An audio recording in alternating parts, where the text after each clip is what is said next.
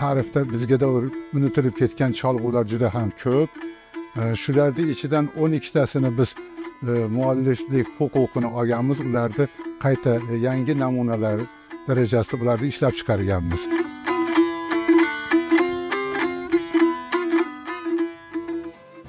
Music and its instruments have long been associated with life along the Silk Road. In many traditions, they were seen as a way to influence emotion, bring energy, and accompany important moments in life.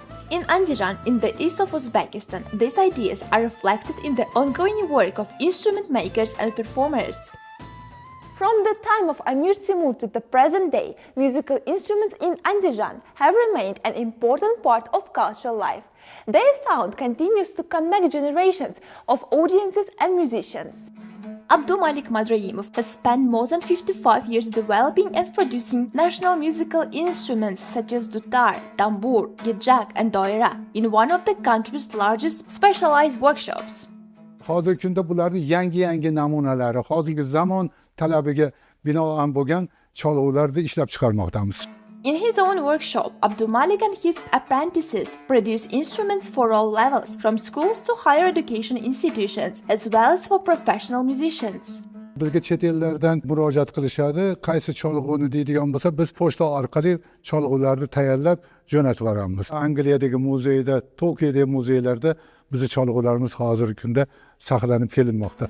While in Andijan, instruments are reconstructed and refined in workshops in the southern region of Surkhandarya, they are part of a living oral tradition. Bakhshi performers carry epics through memory and improvisation. This tradition is not fixed. Each performance is shaped in the moment. Bakhshi learned by listening, not by reading notes. The melody passes from one generation to the next, from hand to hand, from voice to voice. Oddiy xonandalar ular yodlab olib aytadi.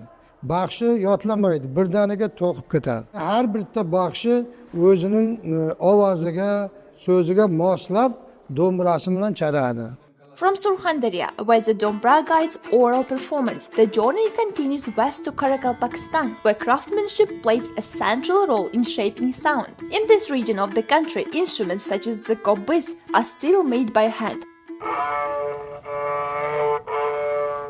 Here in Karakal, Pakistan, traditional music remains an important part of cultural identity.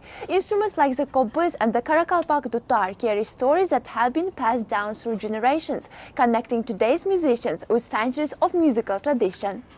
But preserving that sound depends on a precise and time-consuming process, where every material and every step affects the final result.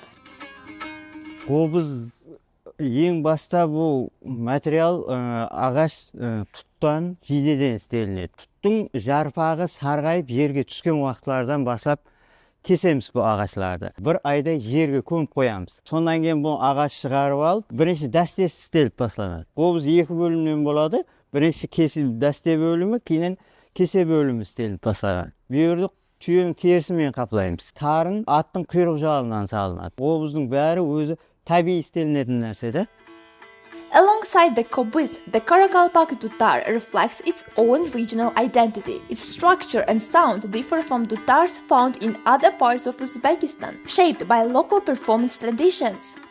Karakalpak'ın dutары басқа миллетлердің саза-суағына қарағанда ses шығарушы аралығы кішілеу болады. Басқа миллетлердікі дәстесі ұзын болады. Мыналарда енді 13 берді, оларда 24 берді.